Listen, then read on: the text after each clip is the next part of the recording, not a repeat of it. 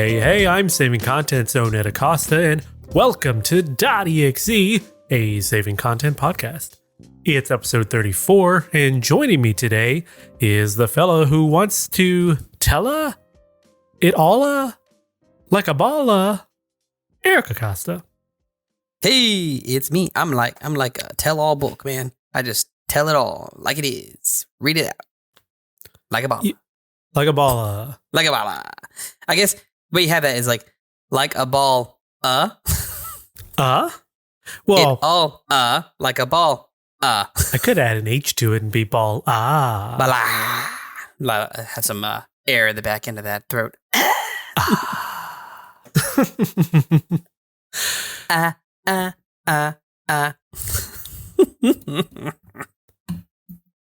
So it's another episode, another day, another game release, another a few actually. Well, not game releases, but there's one game release and a few DLCs and some dilk.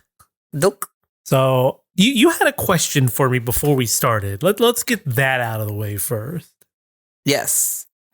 So being the foodies that we are, yes, I have not partaken, but have you partaken in the adult Happy Meal from McDonald's? Oh, you mean the cactus something meal? yeah, the something or another mealy cactus thing, whatever that is. Happy Fun Time Cactus Meal. Let me pull up my McDonald's app and we will see what the dumb name of this thing is. No, I partook of something else yesterday. Let's see. It is the Cactus Plant Flea Market Box. Yeah, that thing. Okay. So I have thoughts. Now. Thoughts? Hot takes? No, I mean, they're probably on par with what everybody else says. Okay, so normal takes. Normal takes with some normal takes with a little pepper on top of that. Just a little spice. A little spice.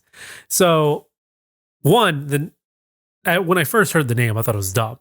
Turns out that's actually a name of a brand, which is a little easier to take in, but doesn't change the fact that is a dumb name for your brand. It's very confusing to me. I didn't realize it. I was like, oh, what is this thing? So it sounds like if they do this in the future with other promotions, it'll be the blah, blah, blah, blah box. Kind of like they did the different meals, the different like music the BTS artist meals. Sauce meals or BTS meal. Yeah. So all this is, it's a Big Mac meal with a toy. And there's nothing wrong with that, but the toy is what's really wrong with that. It's not a really nice collectible. There's people who are collecting it, and that's fine. You do you. I think it's an ugly little piece of plastic. So I've not bought the box, because otherwise you just buy a Big Mac meal and you're getting a Happy Meal box with, promotional stuff on it. Right. They're not doing anything different than any other fast food places doing right now with their box meals, like Taco Bell and everything. The only thing that they've changed is that they've included a free prize inside. So no, I have not bought the Cactus Plant box. What I have purchased was a McRib, because they're back, and the press release that they put out for this McRib is, they say, obviously for a limited time, because that's how they do all the McRibs. Uh-huh. But they make mention for the final time. Yeah, I heard that. And they don't. Wait, what? They don't elaborate on it. So it's like, wait, do you mean you're not bringing this back again? So there's a lot of confusion going around. I don't imagine they will just discontinue it all outright. It'll just be like the McRib has always been. When the pork prices come down for McDonald's to purchase a bunch of pork, right, they will go out and buy a bunch and make, these pork patties. So I bought some yesterday. I say some because I bought two. See, I was never a McRib person, but that's because I'm also not a barbecue person. I don't like barbecue because I don't like sweet meat. So like, Yeah, this has to do with your weird sweet meat thing.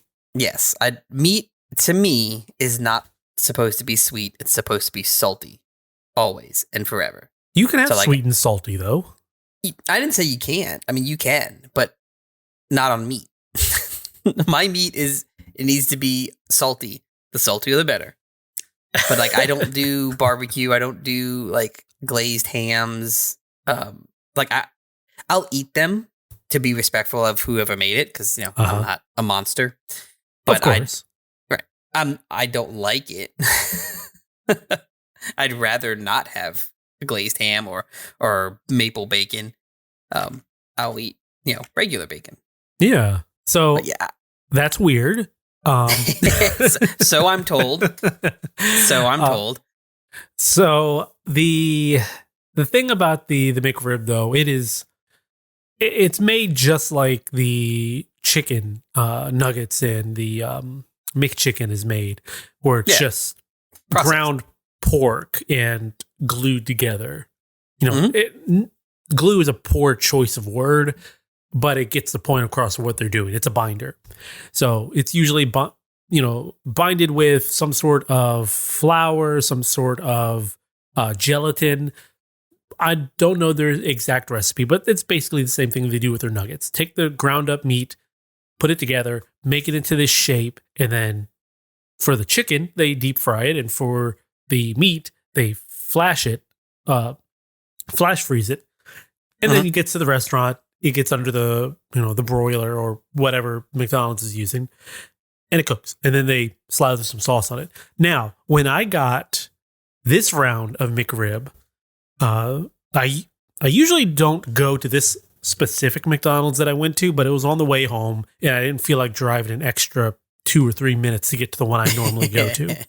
So this particular McDonald's, they did not slather the barbecue sauce on the McRib like everywhere else does. Like every other McDonald's, it seems like they take the patty and they dip it in, so they soak in the barbecue sauce.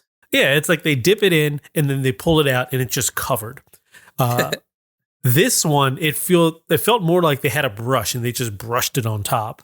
So that was already a little bit disappointing. And then they just kind of haphazardly threw all my onions all over the place, and barely any were left on the actual McRib itself. Both of them. Sounds like you had that's a bad McDonald's to go back to that one. And again, that's what I say. I don't usually go to this one, but I did not feel like going out of my way to go to the one I like to go to. So I got live home, and learn. And I decided I'm going to make a Big Mac out of my McRib to make a McRib Mac. And, it's...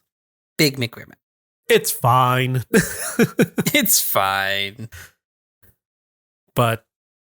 Well, here's a question. Is it as good as our double McChicken sandwiches that we used to make? No, because I can still... And it's cheaper. So 2 McRibs and I got a free large fry was like $8 and some change before tax. I could go and get 2 McChicken sandwiches and a large fry for under $5. Yeah, that's a good point. And it's significantly better tasting. Yes. And if I wanted barbecue sauce, I could just put some barbecue sauce on it, which you don't. Because you're insane. You don't put barbecue sauce on a McChicken. You put mayonnaise and you put lettuce. Mayonnaise and lettuce. That's it. That is it. The insane person who put tomato on there and decided that was a thing. No, you can get that. You can get out. Look, that's insane. Yeah, whoever decided I'm going to take my freshly fried chicken and then toss some wet tomatoes on top to get it all soggy is a monster. Monster. If you want to put it on a grilled chicken, that's perfectly fine. That is perfectly fine. In fact, I would prefer it. But you do not put it on something that's already been fried because it's going to get soggy. And nasty. The texture is just bad. No, thank you. Well, like, that's the only thing I will ever get at Burger King is the original chicken sandwich. That's a good sandwich. It's a solid sandwich. It is done the same way that McDonald's has done their McChicken, the original McChicken, where Right. it is like a panko breadcrumb texture to it. I think I prefer the Burger King version of that to the McDonald's version of that, even though when you bite into the chicken of the Burger King one, it almost feels like you're biting into, I don't know what the best way to describe it. Like they've actively put sawdust. So that's the thing that I have compared those many times. And the one thing that I always come back to with the Burger King one, why I don't go to that one, no, I don't get their chicken sandwich at Burger King, is because oddly enough, I get the feeling that the one from McDonald's is more real chicken than the one at Burger King. Yeah. Yeah. You want to talk about what is it? The pink, what is it? The pink slime feeling. Like it feels more like they formed it into like a mold, like a Play-Doh mold, and then fried it. Yeah. I mean, there's just something about that chicken patty that they use. It's an interesting texture, but it's still good. Like I will down like 2 or 3 of those sandwiches if I'm not careful. No problem. But the new chicken sandwich they have there, you should try that. If you try the spicy version, I don't remember if they put a tomato on there. Get that out of here, tomato. Either way, that is closer to a Popeye sandwich and a Chick-fil-A than it is the Chick King sandwich that they did a couple months back. Which that the Chick King sandwich was terrible. In fact, in the fact that they tried to copy the Popeye sandwich, but they double breaded, and it just ended up being this lump of bread covering this tiny piece of chicken. Exactly. I saw that, and it's like it literally just looks like they took a little teeny piece of chicken and breaded it multiple times. Yeah. And you're eating the Long John Silver's like hush puppy just with some chicken in it. That's what it looked like. It's not even the good Long John Silver's like chicken or anything. It's the hush puppy. So the sandwich itself just was not good. And then they came out with the Royal Crispy one here, which is pretty good. It's very closely resembling the old Tender Crisp chicken sandwich, which was a good chicken sandwich. But what I find funny is Burger King and Popeyes are owned by the same entity. Right. That's what threw me so far off. I'm thinking Popeye, the same entity owns them. Okay, this is going to be some cross, like, Yeah. Hey, we want to get into the chicken game. Hey, here's how we do it at Popeye. No, they're not even close. They did their own thing. It's like you would think. Now, obviously, they're not going to give them, they wouldn't want to have another restaurant have the exact same Popeyes formula and everything. Right. And I get that. But but they something closer. They should know that they could probably lean on them on how to actually bread a chicken sandwich. Like they could get the same basic recipe without the spices, and it'll probably taste like a Church's chicken, which is very similar to a Popeyes because, fun fact, Church's and Popeyes were owned by the same company in the early 2000s, late 90s. And that's how Church's ended up with a very Popeyes-like chicken because they used the same formula. They did not use the same spices. So you can tell the difference when you bite into a Church's chicken, or I guess they call them now Southern Church's or something like that. But you can tell when you bite into a Church's chicken that it's like, oh, this has the same texture as a Popeyes fried chicken, but boy, just with a different flavor. Yep. Well, that's. I mean, I guess technically, if that's the case, then wouldn't Burger King's coffee be better too, or more like Tim Hortons? Isn't that the same company? I do believe Tim Hortons is under that same umbrella. Maybe it is, and we just you just don't know. Because I now that I think about it, I don't think I've ever recently gotten breakfast at Burger King.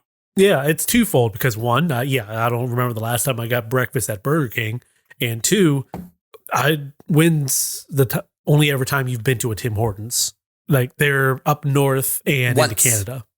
I have had Tim Hortons coffee once. We were in Buffalo. Yeah. So, I mean, I mean, now that I think about it, I don't think it was anything amazing. It really is really just like, cool, Tim Hortons. Tastes like coffee. honestly, as a person who drinks coffee and loves, I'm not a coffee snob, but I love to, have some coffee. I honestly cannot taste the difference between a lot of different blends. Yeah. When it comes to brand. So like you have a light roast or dark roast Starbucks versus this Food Lion like store brand. Maybe the Starbucks is a little smoother, but you put a taste test in front of me like you do like Pepsi and Coke, I couldn't tell you. The only thing that, and this is where I made fun of a lot of, not made fun of, but basically made fun of a lot of people with like coffee snobs was not the coffee, how it was made. I was of that ilk of like, it's coffee, it brews the same way, just put that crap into a coffee machine and whatever. It'll taste the same. Until one of the guys I used to work with did like pour over or the there's a difference. There's a big difference in that. And I was always made fun of him for it. And then I tried it and I'm like, okay, well, I get it now. It's not as burnt of a taste because it doesn't boil out and all that jazz. You haven't gone too hot and I get it. Okay, I understand. It is a smoother for anyone that doesn't that hasn't tried it, like a pour over or a French press. It is a much smoother coffee because it's not as burnt. You didn't overdo, as long as you didn't overheat the water. It's not burnt. It's not nearly as bitter as from like a coffee machine. Right. And it also depends on your grind and everything. And so there are factors there that can make a single bean taste totally different. Right. Now, granted, I'm not going to go in, I'm not blooming nothing. Okay. I'm not going to let my coffee sit and bloom. Listen, that may make it better. That is far too much time at 7 a.m. or 6 a.m. for me to care. So when I've done a pour over, a very rudimentary pour over, because I don't have one of those little carafes that have the pour over thing. So I just took a funnel and put a coffee filter in it and sit it on top of a tall glass and did my pour over that way. And I was unintentionally letting it bloom, apparently, because I didn't know blooming was a thing till much later on, in that I poured my water in. And then I'm like, oh, well, I don't want it to overfill. I'm going to let it sit there and drain a little bit. Yeah. And that's blooming, apparently. And then, I continued pouring. It's a fine way to make a cup of coffee, but yeah, it just, there's more effort that I'm willing to put into it. There's a time investment that I'm not willing to put in. Yeah. I'm okay with the coffee, like my coffee machine that I have does very well. It doesn't do a bitter, it doesn't overheat the water as much as some cheaper ones, and it grinds on its own. So I put full beans in, grind it, and then go. So it's kind of like right out of the gate. It doesn't do any blooming, but whatever. But it only takes like 10 minutes, not even that, to fully make coffee. That's the amount that I'm willing to spend. I'm willing to spend about 10 minutes and the effort to put the beans in there and put the water in there. That is it. I'm not spending 15, 30 to an hour to make the smoothest cup of coffee because I have things to do. I'm not rich. Exactly. You have your things to do because you got to make money, or you have things to do because you don't have time to do the things you like to do because you have to make money. So you're doing the things you like to do at these times. Coffee can wait. Right. And I know I'm going to get some shade of some people back out of this, but I also have what's called children, and they don't allow you to savor anything. No, of course not.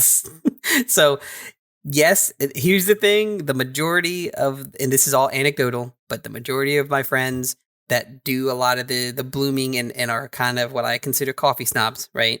Right. Where they they do all this blooming, or even with tea and letting it steep and stuff like that. Oh, sure. They don't have children. So they have the time to do this. Sorry, my kids wake up at like 5:36. They go to school. My youngest is going to pre-K, so she has to be at school at 8:55. I'm up by 5:30 helping the other two and making sure they've got all their stuff. By the time they're ready to go to school, my youngest is up. So there's no time to like make a quote unquote good cup of coffee or steep a good cup of tea because there's no time for it to just rest. Accurate. So kids, there you go. Hey, and you know what? At least you only have one who drinks coffee, so at least you still get some.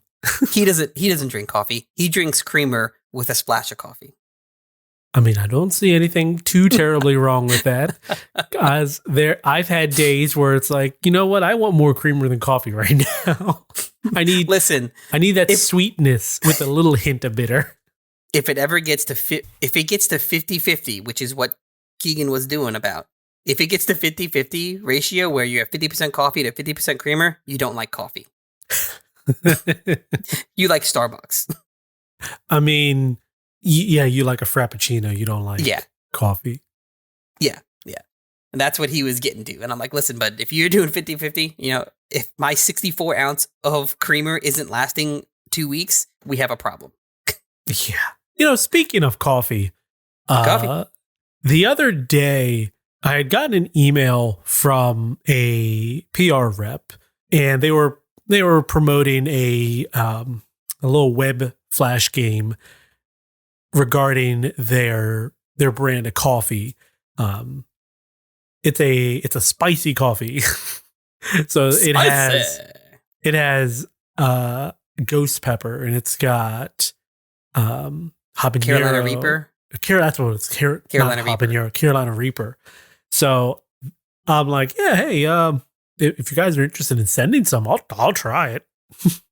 So I've got a few bags of this really spicy coffee that I need to try, and I'm trying to think of the best way because I'm going to make a video with it. I'm just trying to think how do I want to do a video with these coffees, and I'm excited and cautious at the same time because I've had like a hot, spicy hot chocolate where, Starbucks, there was a time that they were doing one of those for like the winter, and it was hot chocolate with a little bit of cayenne pepper in there. Yeah. And it's good. You just don't overdo it. Then it tastes like pepper. And, and then it's not, liquid pepper. That doesn't taste good. Yeah, that doesn't taste good. Ain't nobody like that. So, sometimes I'll make hot chocolate and I'll put a little dash of cayenne or chili pepper in there. And it's good. It's nice, a nice little sweet heat. So I'm curious to see how this coffee goes, because you can the extra hot one, the ghost pepper. Can you smell that heat? You can smell it through the bag. Oh wow! Okay. I mean, granted, you can kind of smell most coffees from the bag. Yeah, but this is like this. You smell it, you're like, oh, that's a ghost pepper. The other thing I'm concerned about, and I'll probably have to test, is if the coffee will leave an oil residue with the capsaicin from the pepper. Because if it does, then that means anything I grind or anything I put into the Keurig has to get washed. Yeah. Otherwise, although, I guess I could, the next time one of y'all come down to visit, I'll make one for myself and not clean it. and see. And then see if anybody complains. Oh, this coffee, it's too spicy. It's spicy. Yeah, spicy. What did you do to it? Listen, the most spice I want in my coffee is an apple spice. Actually, the local coffee shop we get coffee from every once in a while here, Joan and Joe's, which you've had. Yes, they're good. Gotten you beans, yeah, they're pretty good. They've got an iced apple butter spiced coffee. I think I had that one the last time I was up. Yes. And I asked them if they could make it hot, and he's like, hey, that's a good idea. And he did it. Oh my God. That was like the changing aspect of that. It made a completely different taste. It was delicious. It was funny because when I ordered that, I was thinking it was going to be hot, not fully reading the stupid menu, being a dummy myself. Yeah, it's like, oh right, I guess it is cold, isn't it? Which is fine. It's basically ends up being a frappe at that point.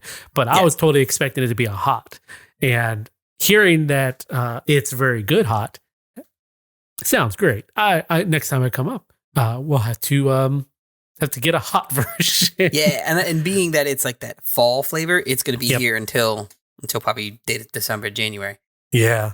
So, yeah, this little coffee shop, obviously they're like, what do you call them? It's a mom and pop kind of coffee shop. The owner, he works near the front desk and fun to talk to. Good dude. Yeah. So we like to invest in the local businesses. Local businesses, yeah. So, but since we're talking about food, I'll go ahead and I wanna throw in my games that I've been playing that involve food. Oh, food and games? Who would have thought? Right? It's like peanut butter and chocolate. I mean, delicious. Reese's Pieces and Reese's peanut butter cups. Okay, real quick. I have a bone to pick with whoever put it. Okay, so I had I was surfing social media, and one of these congregator websites, where they just take a bunch of news stories and put them up. Yeah. Someone had retweeted, I think it was on Twitter. So they had retweeted this list of America's favorite candies. And it wasn't like state by state, but it was like, okay, well, which candy do you prefer? Do you prefer Reese's or do you prefer this? And it shows, basically the color difference, a red and a blue over where most people prefer. And maybe it was state by state now that I think about it. Anyway, the one was, do you prefer Reese's Cups or something else? There's another company that makes the same, like Reese's Cups. No. It was just different candy in general? Yeah, a different candy. Oh, okay. Another really popular, it was like Snickers or something like that. Oh, okay. And like 75% of the US, in fact, there's like it's splotches, but most of it was Reese's Cups. And I'm sitting there like, that is the worst of the Reese's candies. There are better Reese's candies. A cup is good, but it's not the best. And then this same thing was like, okay, which are better, Twizzlers or Red Vines? And before I even saw the outcome, I'm like, it's going to be Twizzlers, mainly because Red Vines is a West Coast thing. And when you look at the map, right when you get to around the California border or close to like Colorado and the Rockies, kind of going that way where it's technically the West. Right. Was all Red Vine color. Everything else was Twizzler. Yeah, like you said, I think that's brand familiarization versus taste. Now, I have had Red Vines and I've had Twizzlers, and they are definitely technically different licorices. Yeah, but they both suck. I don't mind a Twizzler. I'll down a few red Twizzlers. I'm not going to touch any black licorice, that's for sure. Licorice is garbage regardless. There was also one's like favorite movie candy, and it was between Whoppers and Milk Duds. Ooh, Whoppers. Yeah, that's what I said. Whoppers. No, apparently America likes Milk Duds. America, you dumb. Milk Duds are oily caramel rocks. That's what they are. I honestly think it's Milk Duds mainly because that was actually the main, like Whoppers came into the whole movie scene later. I'm pretty sure Milk Duds were like Americana. Maybe, like I don't know. I just know they're bad. And anybody who likes them are bad people. I said it. Okay, I wouldn't say that part. when you get Halloween candy, or I'll start by saying when I got Halloween candy, but when I say I or we, I really meant you should as well. When you see that yellow box that says Milk Duds, those go right in the trash. Just right in the trash. We would always have a pile of Milk Duds off to the side because there's so many of them, first of all. Yes. And that's a good sign in a mixed bag of candy. If there's a lot of that candy, guess what? It's a crap candy. It's a bad bag. You've bought poorly. Well, no, like, yeah, if you buy like the mixed candy bags, right? They always put the ones that have the least amount of them, the ratio is the good candy, and you get filled with filler candy. And Milk Duds is the filler candy. That's why when you buy one of those Hershey's mini bags, the Crackle and the Mr. Good bars are the least that you get because they're the best. They're the best. You get the standard Hershey's, which, okay, people like it, but you know what? Bland. It's bland. You got to add it to something else. Yeah. Or something's got to be added to it to make it worth it. Yeah. Oh, yeah. Candy take. We've done a candy bracket before. Yeah. I'm sure the world knows now the correct statements of candy. Yes. Reese's Pieces. Well, okay. They're okay. One of the other things was like, it was another handheld candy versus wait. Handheld candy? Yeah, handheld candy versus M&M's Peanuts or Peanut M&M's. And the Peanut M&M's didn't win. I'm like, what? What is wrong with this country? They're nuts. Oh no, they're not nuts. They're not nuts. It's obvious with people having this weird aversion to Almond Joys because they're delicious. Cannot like an Almond Joys. I don't get it. I guess people have this. I think it's because coconut's too exotic. Oh no, it's got flavor. It's got flavor. Run for the hills. My tongue, it's dancing with flavor. Yes, I'm safe. Bland I'm safe. Water. Milk chocolate. Oh, don't put any pepper in there. Oh, you put a sprig of pepper. It's too spicy. Too much on me tongue.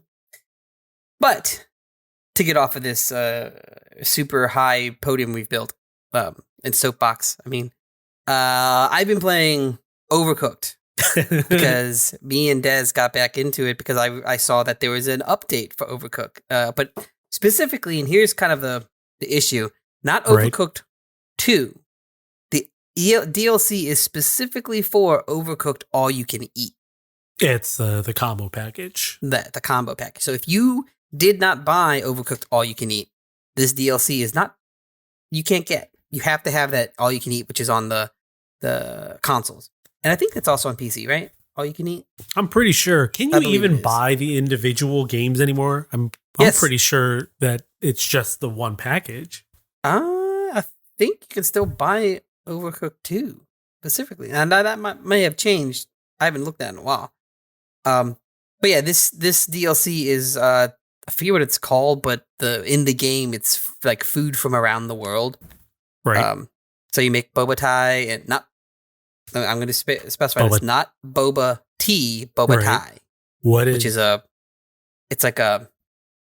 Okay, how do I explain that?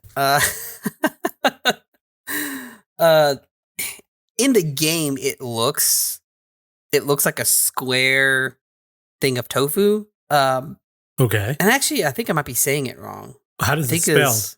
Bobotie. Oh, so it's quite literally Thai. T-I-E. Yeah, I think it's Babo Thai or Babo Tea or something like that. I think it's Anyway, actually, I can type it in. It's a South African casserole. Okay. But it's like a more. It reminds me more of like a quiche, but like with more food to it. I should make a quiche this weekend. Ooh, quiche. So it's initially when you read it, you think, oh, boba tea. So it's an egg based dish. There's that. Two other foods that I don't remember now off the top of my head. I don't remember what was added. It was fun. and me and Des played it, and we were like, okay, so we've been playing a lot of PlateUp. How much can we get back into Overcooked? Because it is a different PlateUp and Overcooked are two different types of games. They are. We've definitely talked about it, but Overcooked is all about more the puzzle because you're limited to what they give you, the world that the level that they've given you. Right, and they actually throw distractions and obstacles in your way. Yes. And it took us a few times to kind of get back into the swing of it, but after 3 or 4 times of not getting the 3 stars, we only got 1 or 2. Then we got back into it, and we breezed through the DLC with 3 stars every one. So we're like, okay, we got this. It was fun. It was a fun bring back into the game, but it reminded me of the kind of stuff that PlateUp does better. Yeah. I don't like they added these delivery bags to it, and they've added, apparently there are boxes too that was added in another DLC. So instead of having a plate, you have a box, like a takeout box, but you have to take the box, go to a station, build the box, and then you now have a plate. So it's kind of like the inverse of cleaning a dish. So instead of having a dish, sending it out, and then getting a dirty dish, and then cleaning it, you make the box. You take the box, make the box first, put the food in it, and then deliver it. So it's like the front end instead of the back end. Same kind of principle. I don't like that, and I think it's just because they tend to put the boxes significantly farther away than the station that you can build the box at. Yeah, that's I don't like that. I don't like the sound of that. Yeah, and then there's delivery bags, which it's supposed to be. My assumption is it's supposed to be a DoorDash kind of thing, but it doesn't logically work that way because you're putting in raw materials, you're not making the food and then putting it in about the bag. It'll ask for 3 sausages or 3 eggs, so a single element, and basically they just put the bag in front of one of your boxes, so you can't get the eggs out to make the cake because the bag's in the way. So you have to deliver the 3 items at once, and then the guy will come from wherever they're at, walk over and pick it up. It doesn't just disappear. The person comes and gets it. So you have to, once you've delivered it, you then have to wait for the character, the NPC, to pick it up and walk away with it. So that's kind of annoying because it's added time crunch there. Yeah. But the game is still good. I like it still. It's just it's a different game from PlateUp, and I think we've kind of progressed on to we like PlateUp more because it's more of a delivery game, kind of like Diner Dash, and less of a puzzle time, a timed puzzle game. So there's that. It's food from around the world, I think is what it actually is called, but for Overcooked, all you can eat. And then on to PlateUp, we also played that. It's got some Halloween editions in PlateUp. So what is in the Halloween edition or Halloween content?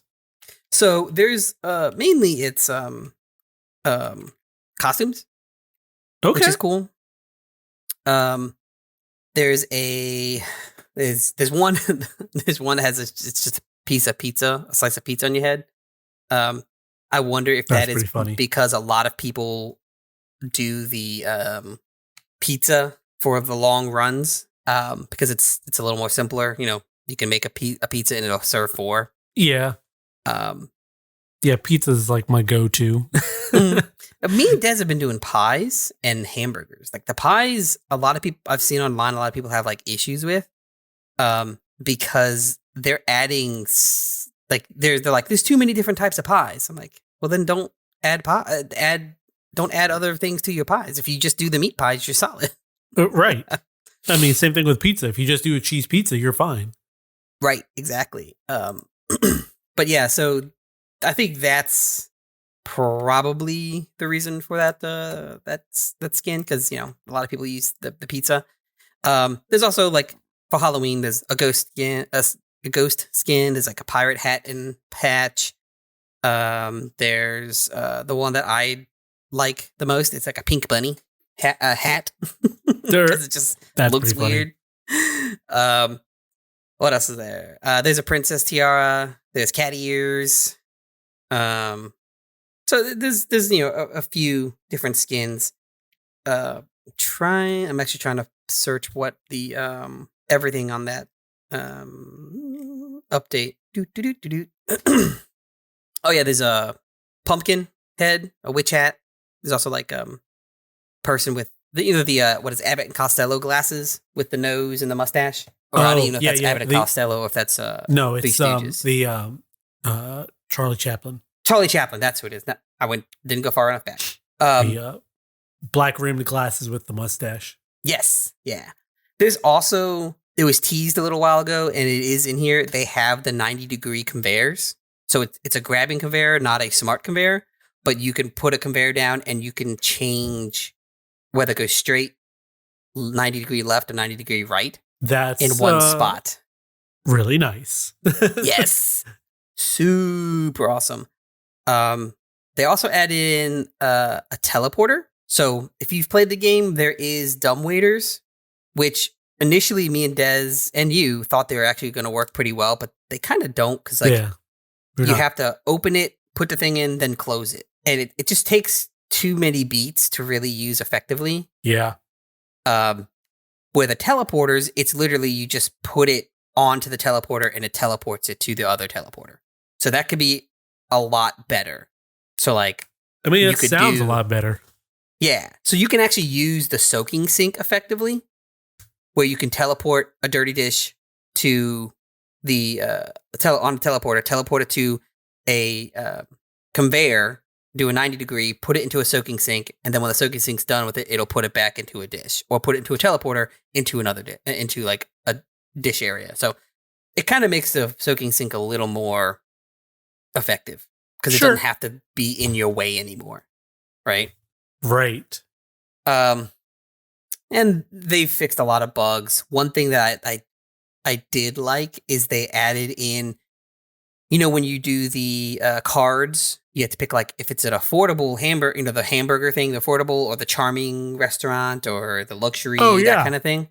Now it shows on the side what they do. So instead of it just being like, writing on the card, and then, sometimes it's not about luxury.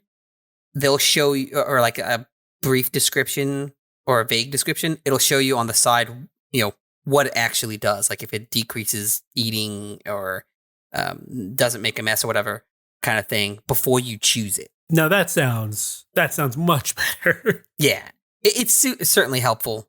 And it's one of those like oversights that I can certainly see why they may have had that, like, oh, it's obvious, but you're in line. You've got other things you want to get in there. That's an oversight that makes sense. Yeah, that they would have missed.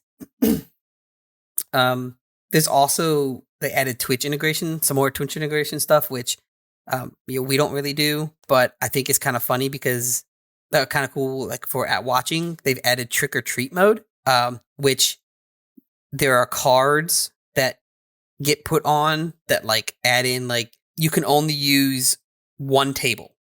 Okay. Or there's things like that make it a little harder, or adding treats, which make it a little easier. Not having the Twitch integration, I don't know. They don't really list all of those things out. But, it seems like it'll definitely add some, like, just something a little harder or simpler for streamers to change up the model a little bit. And they also have decorations like we had, and they're free. The Halloween decorations are free. So when you get into that decoration mode to add in, like, for your affordable or charming and that stuff to give you like boosts, they'll add in Halloween decorations, and you can just add those into your, buy them, but they don't cost anything. So like a pumpkin, I think there's like a ghost statue. There's a spider web, that kind of thing, just to make it more Halloween festive. Okay, I'm down for that. And then they also apparently added some more cards. One is a herd mentality. All customers come during rush times. Picky eaters, customers can leave food on their plates, which then must be thrown out. Oh, that sucks. Yeah. Now you gotta have the trash can. You gotta have the trash can. I would love to see a almost like a chart of how many people just get rid of their trash cans on out of the gate. Yeah. On that. Tipping culture, customers pay based on their remaining patience, so more like Diner Dash. Ooh. And health and safety, customers are slowed down by messes. Huh. Okay. Yeah. Slowed down as in getting to their table, or slowed down as yes. Yeah. So like when they walk through, they just like you as the delivery person, if you run through like a mess, they would slow down too. But those are cards that that can be chosen. Not right. They're not like added to the game in general. So it's a pretty, I think it's a pretty good update, especially a free one. Yeah, for a free one, that's not bad at all. Yeah, I'm really liking this developer. So far, they seem to be more on it with and more in tune with what the player base wants. Which you you want a developer to be, quote unquote, we're listening. Right. And I love, so far, it's like they're listening. There's a Discord that they have that you can contact to, but they're not doing everything people want. They're listening and saying, okay, what does make sense? We're not just adding it in because people want it. We're adding it in because it does make sense and it makes it either easier or challenging in a way that's fun. Like they're not just throwing stuff in there because people are complaining and just want an easier model. So that's all right. Like I said, that's fun. I like the game. Me too. We play it a lot. We were looking at it yesterday or 2 days ago, and we happened to see on Steam how many hours Des has played. Can you guess how many without looking at Steam? I think you can look at other people's Steam hours, right, on games? Yes, you can. Okay. Let's see. Since I'm going to say it's close to 90. It was 77 hours on record. Okay, so I'm not that far off. Yeah. Yeah. So she's played a lot. But it's a good game. So, it's a good game. It is. It is a very good game. Ain't nothing wrong with that. Well, and it's funny because she played 77 hours of it, and then she instantly looked and goes, wait a minute, trophies? What trophies? Or achievements, or whatever they call them. I'm like, Steam is achievements. No. And then the next game, I'll actually talk about it because we're talking about the achievements. Cult of the Lamb, she completed and beat her thing, and she went, wait a minute, what achievements am I missing? I'm like, oh no. Which is funny because one of them is beating the game. So like, I forget what it's called, what the name of it is.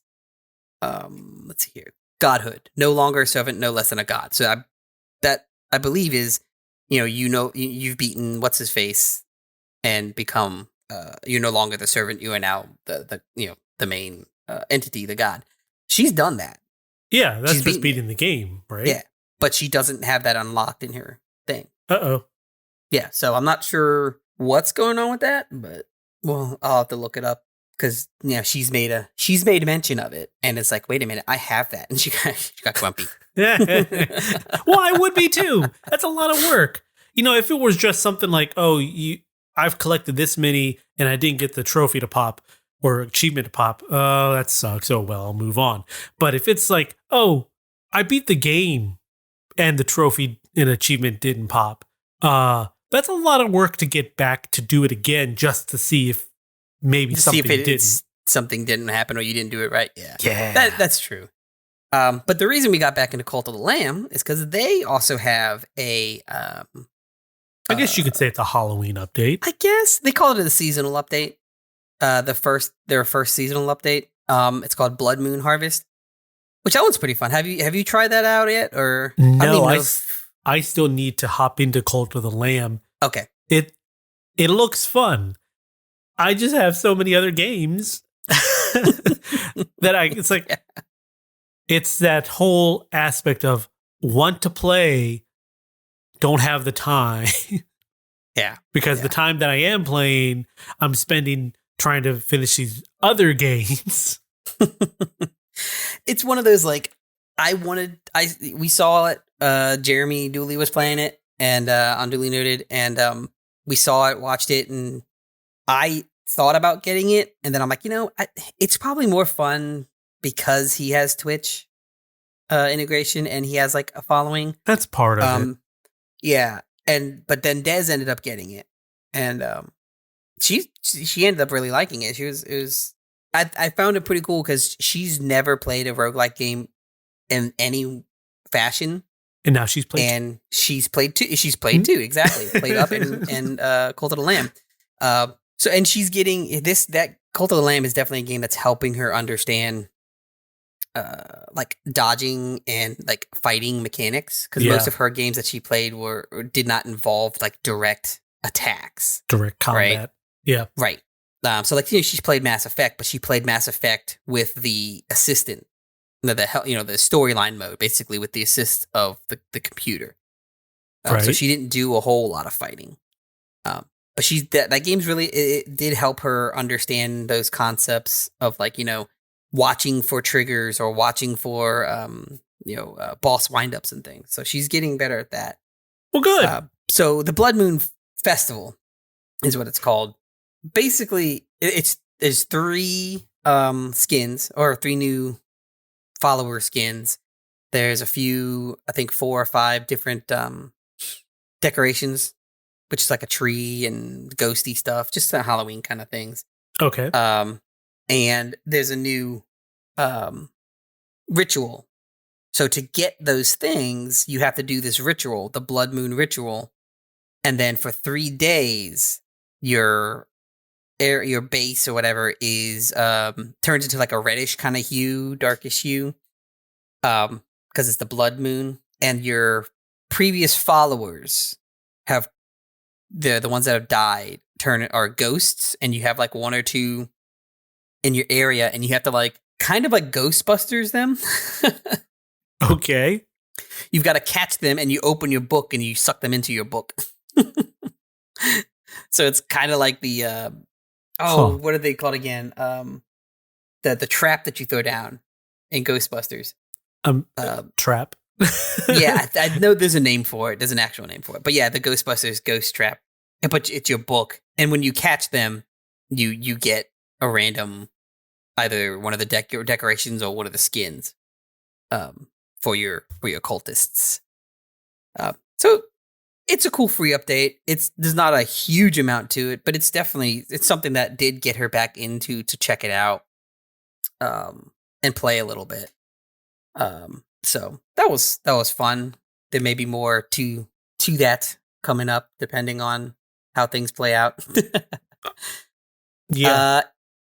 And then not to interrupt real quick, but it is Ghost Trap. Okay, so it is Ghost Trap. Okay. Yes. I thought there was a different name for it. I just looked it up, and everything says Ghost Trap unless you're talking about the Proton Pack, which is obviously the big backpack. Oh, that's what I'm thinking of. Proton Pack as the name. Okay, the actual Don't Cross the Streams laser thing. Yeah. Yeah. Okay, I was thinking Proton Pack. All right. And the last thing I've been playing, which kind of leads into something we've both been playing, is Gotham Knights, because everyone's playing Gotham Knights, and everybody loves it.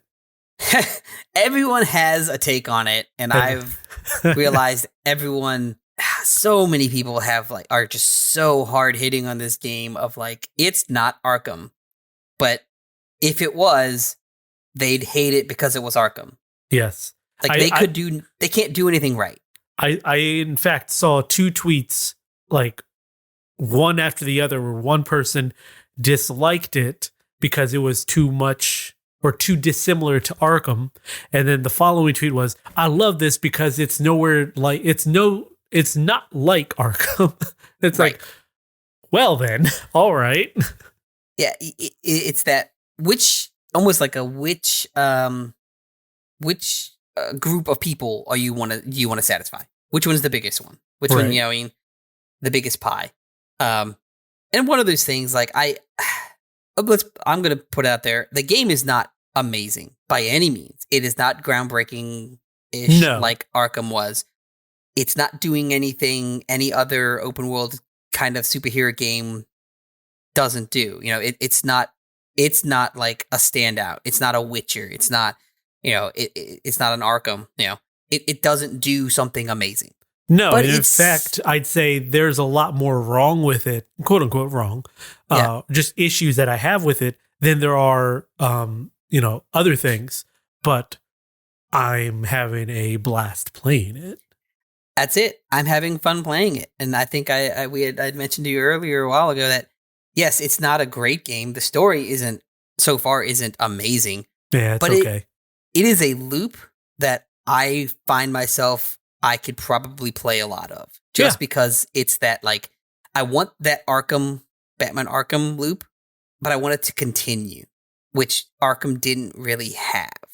Right, any of them did. Even Arkham Knight didn't really have that. Like there were things that popped up, like crimes that popped up, but they were never really, like, they only took a few seconds. Mm-hmm. The things that I really liked were the what are they called? Like the attacking the base thing. Oh yeah, I can't remember clearing what it's out called. bases. Yeah. I mean, when I get into open world games like that, that is probably the one thing I always look forward to is clearing out bases. The worst ones are when you clear out the bases and then they're on a timer and they get refilled. It's like, I spent all that time clearing that out. Please do not put more people back in there unless I tell you to. Well, and that's the thing. So I, like with Assassin's Creed, I have that issue. Like, I cleared out this base. I want it cleared out. I'm done with that. But like with this, I'm okay with what they're doing because it's like crimes, and I want to read the premeditated crimes is kind of like a base. Yeah. But- a base with an objective in it. Yeah, but I like that being redone. So I think I like that happening again. So I think where I end up getting split on that is that because they can pop up at random places in the city, there are multiple locations in the city that are designed the exact same way. Right. So that's like, oh, okay, well, this is the area where you've got to, go into a factory and shut off the machines. This is an area outside, like it looks like an amphitheater. So there's a few different places around Gotham that are just like that. And they're not always in the same spot. So like you go to the lower south end, you clear out the one where the people are handcuffed and they've got, bombs in the handcuffs. You might not go back to that one for who knows how long. You might have that same mission or that same side activity pop up other places in the city. And yeah, it's going to look the same, but you still are in a new area. It doesn't feel like you're coming back and doing this thing again, Right, because they're not necessarily in the same path or whatnot. Or it doesn't feel like they are in the same path. Yeah, that's the part. Yeah. That's because they are. It's exact copies that they just plop down for you to complete. It just doesn't feel that way. And that's the key. It just doesn't feel like it. So that's where, like, they did, I think, did well. They've given me a game that I think I could continue playing just to play it. Yeah, we're sitting here right now doing this podcast, and the only thing that I can think of is Go back in the game. I'm going to hop back in the game. Do I continue the story or do I go out and find more of these little crimes? That was the thing I was actually just thinking. Is like, I have no problem. I want to continue the story because I want to finish the game. But like, I'm actually having more fun not continuing the story. And I think I'm having more fun doing the side repetitive stuff. Oh, sure, yeah. It's a nice way to pass the time and just kind of, doing the side activities is almost exactly what you would want out of a podcast game. Oh yeah. You go listen to a podcast and you just go around the city beating up bad guys. See, and there's no like what's the word I'm looking for? There's no not consequence, but you know, there's just nothing there to be like, okay, well, if I do bad on this, you know. Oh yeah, there's no big negative to coming out of that. Like, you know, you lose money or you lose powers or something, or like, you know, you're now you're going down a different path in the game because you're a renegade or, you know, something like that. Right. You can just go out there and just repeat these things and listen to a podcast or music, and you just enjoy, have fun, basically give your hands something to do. But yeah, like I've gone through, and I think I've completed Harley's story. At least I fought her, and that was the battle that I was complaining to you about, because I feel like they want you to do that boss fight with the perfect like attacks, certain powers, or yeah. And I'm still not quite sure what they are asking of me to do a perfect attack, and that's where one of the downsides I have with this game is how they try to inform you of what they want you to do. It's not great. That is, you know, along the lines of like their tutorial and everything. So they honestly tried, but I don't think the tutorial, especially when it comes to like your attacks, is very good at telling you, okay, well, when you see this symbol, then you need to do this. Or when you see the enemy winding up for this, you need to do that. No, they just say, when the enemy does an attack, you want to press the dodge button, and then you follow up with an attack. What does that mean? One of them is that the momentum meter one, like you hit R1 and then you hold R1 and tap X or whatever you're on, you know, X or A, to do this, you know, momentum attack to stop the big heavies. Oh yeah, the piercing attack.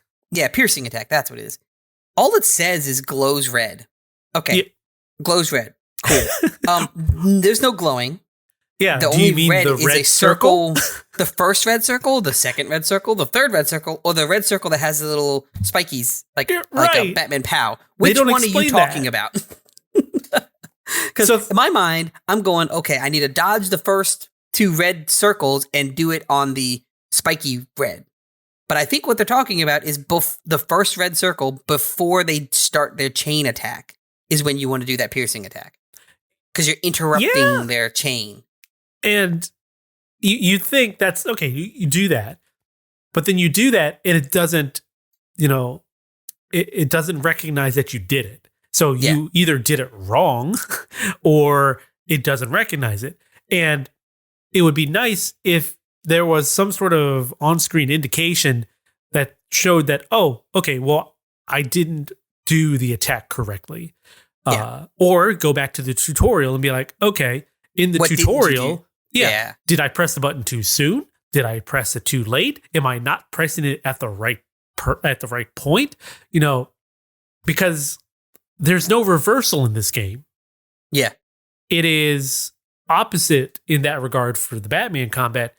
You are dodging everything. So your reverse becomes a dodge, and you dodge out of the way. And then to do like a more powerful attack, you have to, you know, you dodge and then attack right afterwards. Yeah. And I think that's what they consider a perfect attack, which doesn't make sense. I think that's what they're counting. It's a counter, and it's not really a perfect attack, but that's what they're calling it. I think you're right. I think that's what they're calling it. The counter is the perfect attack. But that doesn't even make sense, because when you say perfect attack, what I'm thinking is, okay, I chained the square attack buttons without getting hit, or I timed my attack presses at the right times. That to me sounds like, oh, that's a perfect attack, not a counter attack. Right, because attack and counter are two different things. You can't have a perfect attack. If it's a counter, you have to be attacked first. So it's a defensive maneuver. Yeah. Oh, I will say think that's just labeling. I do like how they've set it up so that you can interrupt your own attacks to dodge. Yes. So you're not stuck in an animation. If you're, pummeling on somebody and then here comes a big heavy and you see the red marker come up behind you, you can just dodge right then and there. And they stop their attack and they move. You can cancel out, yeah. Yeah. Being able to cancel out of attacks like that is great. And one of the downsides for a lot of these, a lot of different games that do dodges or parries or anything, is that they force you to finish the animation. Yeah. And then some of them will be like, you finish the animation and then you get hit. And you will either take damage or you'll take damage and then get knocked out of the animation. So now you have to do it again. Yeah. Now, Gotham Knights does do the ladder. The ladder. But there are upgrades that you can do. And I'm playing as Batgirl. And one of Batgirl's upgrades is that when you're doing a heavy attack, or there's another one where if you're doing one of the momentum attacks, even if they attack you, you don't get knocked Stunned out of your animation. Yeah. I think I'm playing as Red Hood, and I think he has that too, or something similar to that. Something similar to that effect. Yeah. One thing that, and I know there's probably going to be people that disagree with me. I mean, there's obviously people that disagree with me, but there's probably going to be a lot of people that disagree with me. I like the fact that I don't have a chain combo number thing going on. Yeah, I don't mind that. I don't mind seeing. I don't, like, in the Batman game, it was fine. In the Spider-Man games, okay. But, like, I realized I ended up finding myself just wanting to chain and raise that number up more than beating the stage or the people up. Like, without that number, I'm less likely to be like, oh, I need to chain these all together to make sense. Whereas now I'm actually playing it to make it kind of look cool. Yeah. Like Red Hood, because he uses guns. I was showing Keegan, I'm like, hey, look, you can do this. I could be beating someone up, and then I'll press down and triangle to shoot my gun behind me, and he does like a no-look shot. And it just looks cool. Or like I'm seeing someone run and I can shoot to the side. Like, that I think is cool. But if I had that number ticker, I wouldn't have tried that. Yeah. Now, if there was a second PS5 in your house and a second copy of this game, that would be fun to play 3 of us together. Yes. Which we haven't even gone into yet is how well the co-op is integrated. Yeah. Like, you can just hop into someone's game and wait a minute. You can just hop into someone's game and continue playing through. And when you get back to your game, if there were any missions that you had done early because you were playing someone else's game, and they were farther ahead of you, your game will ask you, "Hey, you've already done this. Do you want to play it again, or do you just want to skip it?" So that's great, and more games that need to do co-op should do that. Yeah. Well, I also like we were playing that one of the missions, and I got kicked out halfway of the mission. And this was one issue. I got kicked out because of some network issue, and then I could never get back into that mission while you were playing it. I had to finish the mission. It wouldn't let you back in for some dumb reason. Like, it would let you in and then kick you right out. Kick me right back out, right. So there's something in the server. I wonder if that recent patch might have helped that. Yeah. But one thing I did like, I thought was pretty cool, was I got kicked out of that mission, and I had to start that mission over on my own, which I wasn't even at that point anyway. But when I did start that mission, it registered the chests, those special chests. Yeah. That I got with you. It registered those in my game. So I had already, I had already picked those up. So I'm like, cool. I don't have to go back and find this chest again. Right. So that was pretty nifty. Yeah. I like that. And then I like the fact that it's almost like a drop in, drop out, and it's fun because you can go do something else while I do another thing, and you're not tethered to one another. So you can go opposite ends of the city, and you can do whatever you want to do, and you'll both get experience for it. Yeah. And the only negative to that is you'll get experience, but like if you drop any like of those clue things, Yeah. you would have to be there to pick it up. It's like a drop. I kind of get it. It makes sense because if it's acting like a drop, like a rarity drop, then you should be at the location, and yeah, that makes sense. One of the bigger things I don't say dislike, it's just kind of weird, is they give the host like overall power of everything. Right. So like there's they don't include the co-op character in any of the cutscenes, or it is quite literally as if you're playing by yourself. Yes. Which in those cutscenes. I'll go ahead and what you're about to say, but I've got something in regards to how co-op games do that sort of thing. And but go ahead. So I was saying, like, they give the host overall power, which is fine. It makes sense because the host should have that power. But like, there are some things that the multiplayer person, the person coming in, can like suggest to the host. But when the host plays a mission, the player, the person in the world with you, just gets like a timer on the top right, and it's not even a very like visible timer. So if you're like in middle of a mission or doing something, the host will do a mission and then it'll take you out of it. Yeah, there's no like, hey, do you want to join? Right. Yes or no. Would you like to do this? It is quite literally the host is like, okay, we're doing this right now. Yeah, you're doing it, and enjoy that. But I understand that to a degree. But it would have been nice if they don't want to make it so that the host can do a mission and you do side quests, because that might maybe takes a lot of effort or processing power. Then at least at the minimum, be like, when the host picks the mission, it says waiting for multiplayer or waiting for partner or whatever, right? And then that partner is given like a timer and said very blatantly on the screen is given a timer and said host would like to do this mission.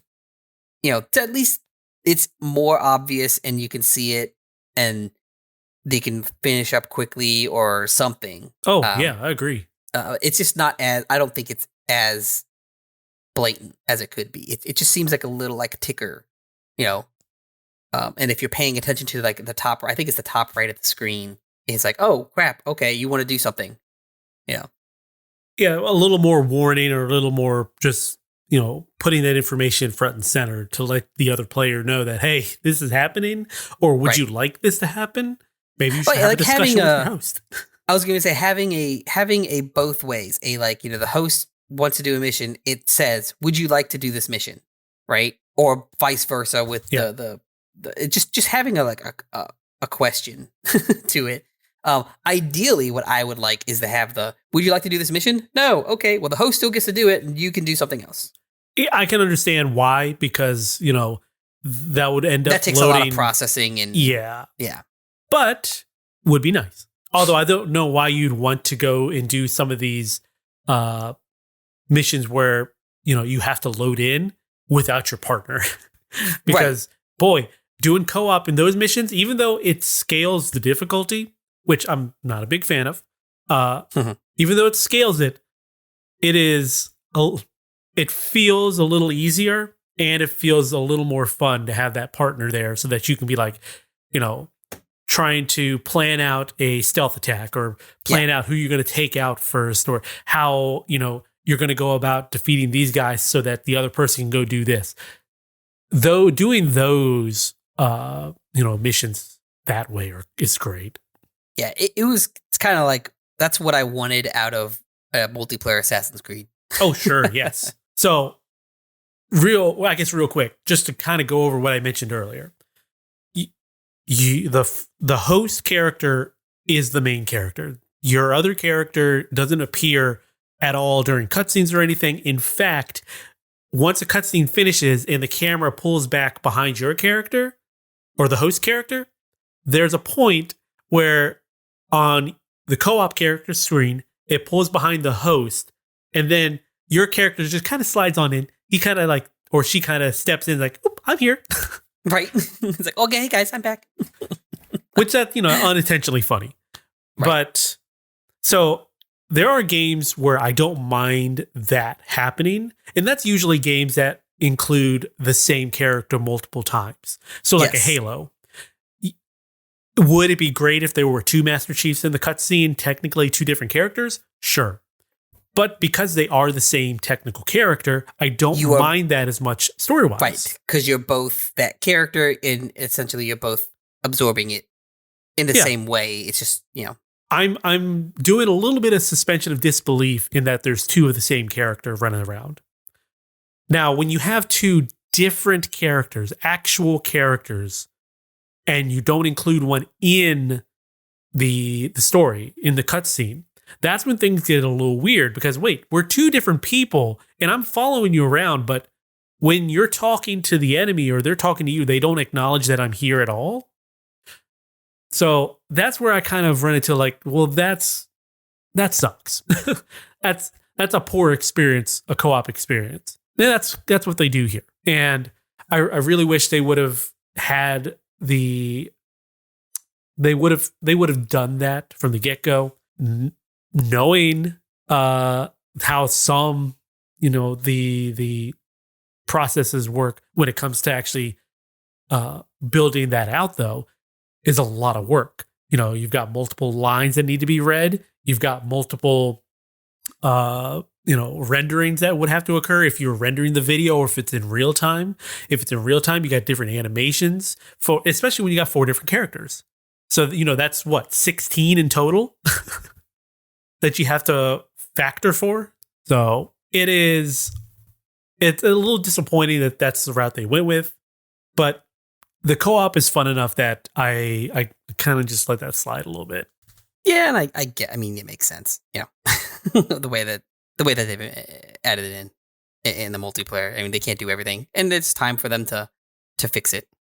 Yeah. So Scott had reviewed this game on the PC, and his review is up, and I'm going to spoil the score because I agree with it. He gave it a 3 out of 5, and I think this is a good solid 3, bumping up against 4, but I think it's a good solid 3, and I'm just having a lot of fun with it. Now, the other thing I've been playing before Gotham had arrived from Gamefly was Disney Dreamlight had an update for, I guess, their Halloween update, where they included Scar and kind of opened up the now I'm drawing a blank what the name is, but basically the Wildlands area, like the Pride Lands. Yeah, the Sacred Lands, I guess. I think it's what Sacred Lands or something like that. So they've opened that up a little more, and you go and you do your missions with Scar. There's actually a cave there that you can go in now. And I swear, when you go in that cave, the first thing I thought of when I saw all the stuff in there, I'm like, are they gonna put the dwarves from Snow White in the game?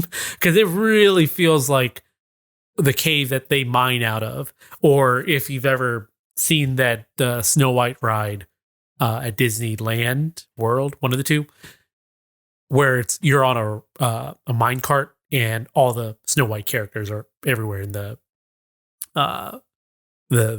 dwarves are prominently featured in that. It just looks like that. And you can go in there and there's more gems that you can harvest from there and earn more money and everything. You can do a nice little path, a nice little round of going in the cave, come out of the cave, go over to the opposite side of the island where there's more like iron and more rare gems. Finish up with that, run back over to the other side, and you can just do that loop for a long while, sell all your stuff, make a lot of money, and keep going with the game. So I have completed about 4 more characters, I think, if I remember right. All the Frozen ones, so Anna, Elsa, and Kristoff are done. I finished up Mickey and Minnie, and I think I finished up Donald. I don't remember now, but working my way through, trying to finish more of them up, and enjoying my time doing so. I'm excited for when the Toy Story stuff comes out in November. Yeah, I haven't gotten back into Dreamlight. I need to, but hey, Gotham came out, and I'm having fun with that. So exactly. All right. Well, we are about an hour 30 into this, so maybe closer to maybe an hour and 25. Who knows? So let's get into our topic now. This week we decided let's discuss some of the video game myths that have not plagued but have overseen the gaming landscape through many years. Eric's put together a list of myths from various websites and various areas that he's being able to, I guess, pull them from. So what is the first one on your list? What is this one? All right. The first one on the list is probably one a lot of people have heard of in some sense, is you can get Mew in Red vs. Blue by hiding, because Mew is hiding under the van or truck. I was about to say, this is the truck that's over by the SS Anne, if I remember right. And the myth was, if you could get over to the truck, you could, basically, you click on the truck with the A button or something, B button, and Mew would pop out. Right. Obviously, that's not the case. True. Not true. And it really started because people swore there had to be a reason for the truck. Right. That was like the thing. Like, there's no reason why they would program this in here and put this in here, because there's no other thing that serves as a set decoration elsewhere that big. Right. That's what it was. There's a purpose to it because it stands out. You would think that something needs to happen there. But it turns out anyway, Mew was a late addition to Pokemon by the programmer, and when they found out that he had added this new character, they decided, okay, well, it's going to be a one-off thing that we're only going to give out during like special events, and that's the only way you can get Mew without hacking the cartridge, right, without having a cartridge hack, or if you're playing it on emulator, doing an emulation cheat. Now, I want to add another one in here, which I don't think is on your list. And this is more, I guess, superstition than myth.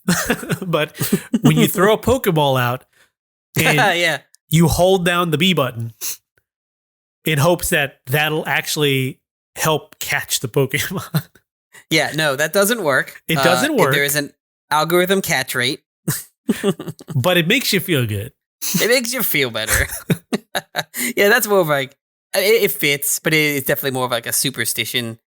And I mean, everyone has those like superstitions of like, how it is. I mean, like, there's always that like people go, oh, my input, the game is capturing my input and it's taking my input and reading what I'm doing. So then it's going to counteract what I'm doing because of my input. Like, that's another kind of like superstitious myth that I've heard. It's like, the game is obviously capturing your input, yes, but the AI is not, it's not reacting to your input before it happens. Like, it's not cheating in that sense. But yep, that's one. Another one that again, these are just like bigger things that I know a lot of people have heard of in some sense, and maybe the younger viewers may not have, or maybe have heard in passing because it is such a common thing back in the old days, but don't know where it came from. There's obviously way back in the day when the first Tomb Raider game hit. I think I know where you're going with this one. Lara Croft, and on the PlayStation, there was a rumor that there was a secret code that could make Lara naked. Yep. If you were to input the right code, or if you were on the PC and you did the right console command or something, that it would end up, it would be just a naked polygon lady. And obviously that's not true because it's all texture. Right. Yeah. So there was nothing that could come off of that. Yeah. And it wouldn't make sense. Yeah. So I don't know if it mentioned it in your research or anything, but because that cheat, quote unquote cheat, was so prominent, featured in magazines and articles and everything, that for the second game, there was a a cheat you could input, and it was basically, I think it was called Nude Raider. And when you put the cheat in, what did it do? Laura would turn around and like shoot the camera or something. Yep. Or it was obviously a joke. Yeah, they activated like, okay, people are doing this, and I think it was that she turned around and shot the camera or shot at the camera or something like that. Yeah. Yeah. Which that's the kind of thing that I like about developers. It's like, take this thing and put it in the game, or put allusions to it in the game. Kind of thing. Like, yeah, we're hearing you, we're seeing what you're doing. Yeah, listening to the narrative that the fans are, making around the game.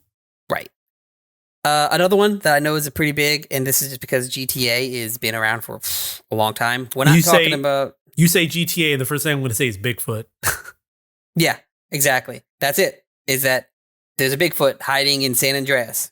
Yeah, that's probably the biggest myth that's out there that has been debunked many times. And people still believe it. Like, Bigfoot is not in the game code. Like, there is no 3D mesh. There is no texture of anything that's resembling a Bigfoot. People have combed through all the data files. Mm-hmm. He's not in there, but right.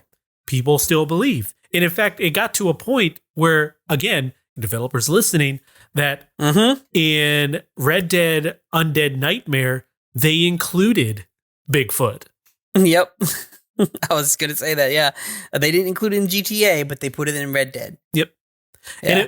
And to go along with this, GTA 5 has its own Bigfoot moments where, same thing, people are thinking, is Bigfoot in here?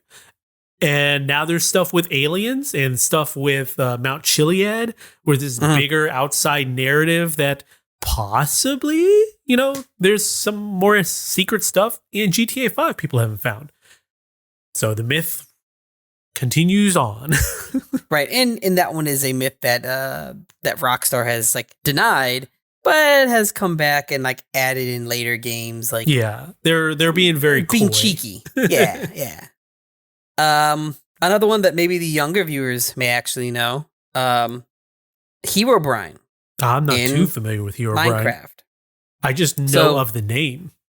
Yeah, so Herobrine is said to be a character in Minecraft, in the original Minecraft game.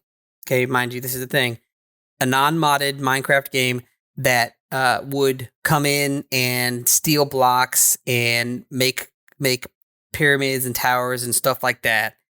He was just the regular Steve skin, but with white eyes, right? Eerie white eyes. The first mention of it was, I believe, on 4chan. I can believe it. That out of the gate instantly makes it go, oop, okay. Yeah. Red flag. Your red flag should go up already. It's like, I don't know about this. Yeah, and for the younger viewers, 4chan, it's what is it called? I guess it's a chat service. It is a there's an actual name for it. It's basically a message board. Yeah. And it's got a bunch of just weird stuff on it. They've got like a creepy, what's called, I guess now called creepypasta on Reddit, but just stories that they take from elsewhere and kind of make, people make stories out of it. Yeah, I mean, that's 4chan was Reddit before there was a Reddit.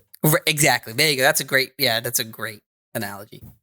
And that's where it first appeared, and it was like, this dude basically edited pictures with the Herobrine in it to create this like story, but no one really cared about it, so it like kind of went away, and then someone else, a more popular YouTuber, picked that up or heard about it and kind of ran with it.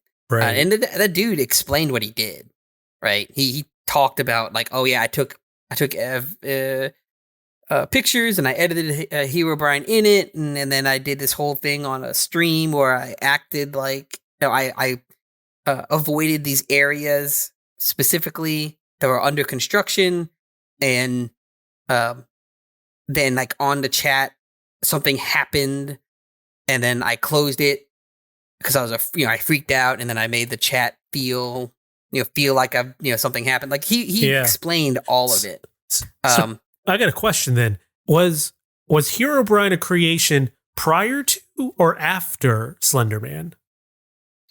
You know what? I didn't even check the right timing. I want to say it was 2010. Because Slenderman is obviously an internet creation, folklore story. So I have to wonder if one or the other influenced the other.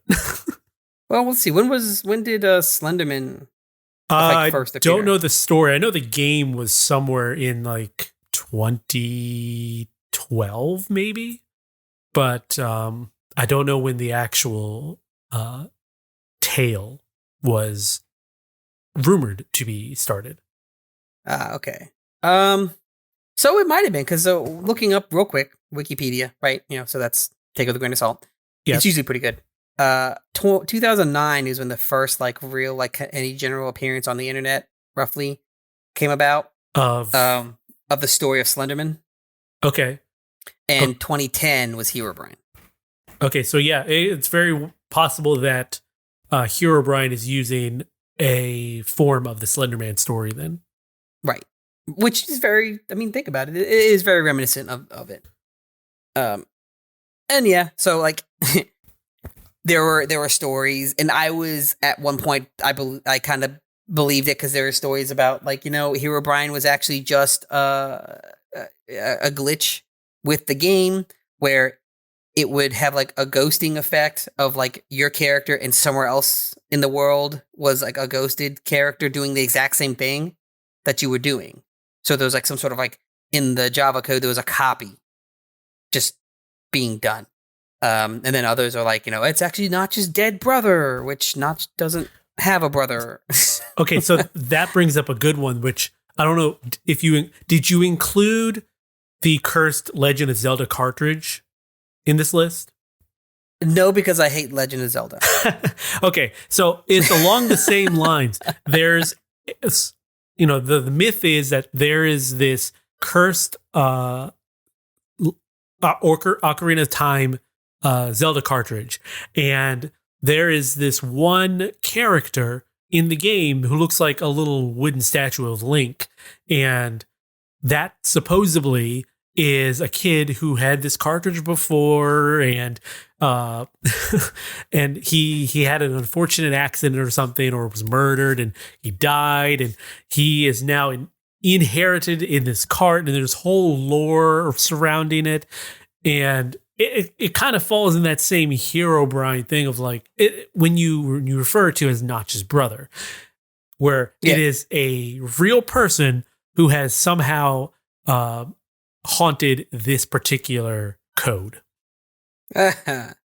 So I want to elaborate a little bit about. I didn't put it in there because I don't like Legend of Zelda. It's not because I didn't like Legend of Zelda. It's because when I did the research, I picked out things that I remember specifically. So I didn't play a whole lot of Legend of Zelda. So that world of like things I'd never heard of. So that I've never heard of that. That's kind of nifty. So like I didn't pick out things that like was a myth that I hadn't at least had some sort of semblance of understanding or hearing of. Yeah, if you want to go even deeper, there was an old Animal Crossing one too that was very similar in that a kid got transported to this Animal Crossing island, and it turns out that all the animals on the island are actually people, actual kids. Yeah, and they were just mutated into the. It's a whole like what creepypasta. It's a whole creepypasta around that, which is that's something. That's great. Here's one that I generally adults our age would probably maybe have heard of, but I know I remember hearing it. It was this specific one. There was a rumor that is actually true. It's a myth that is true actually. In Excel 95, there's a game called The Hall of Tortured Souls. And I remember this when I did some like Cisco training, and one of the guys in there told me about this. It's it's not like crazy. It's not really sinister. Like, so the whole thing is that it's just a couple of rooms, like basic rooms. And then there's like a door that you can go into, and you reveal there's like a bridge, and then you at the end is like a picture of all the development team. So that's the whole Hall of Tortured Souls, right? The development team developing Excel 95. Yeah. So that was the intent. It was like a joke, but it's kind of creepy because it's a bunch of rooms. I don't remember, and I was trying to look it up. I can't remember how you got into it. What was the specific way of getting into this game? But apparently, doing this research, found out that's pretty common in Microsoft stuff. Apparently, in Excel 97, there was a whole 3D flight simulator you can do, and in Excel 2000, there's a racing game hidden in it. Didn't someone program Doom to run in Excel? Yes, that was a separate. Well, yeah. No, not Microsoft. Yeah. No, granted, Microsoft could do that now since they own Bethesda, but true. I mean, Doom's been done on freaking everything now. Yeah, it is the test to see if you are, I guess, good at programming. Where it used to be something like recreating Mario 1-1 or typing out "Hello World" or something. It is now. Oh, can I get Doom to run it? I've done something with the intent of something not meant to be to do what it's doing. I'm doing something that it's not meant to do, and it's working well. Yeah. One of them that actually was that I hadn't heard of until I listened to a podcast, Red Web. That they do a lot of like myths and like ghost stories and stuff like that. That are in the real world. So they don't prove them right or wrong. They just talk about it. Right? Was the I always have a problem saying this. Polybius. Polybius. Yes. Polybius. Yeah. I'm familiar with Polybius.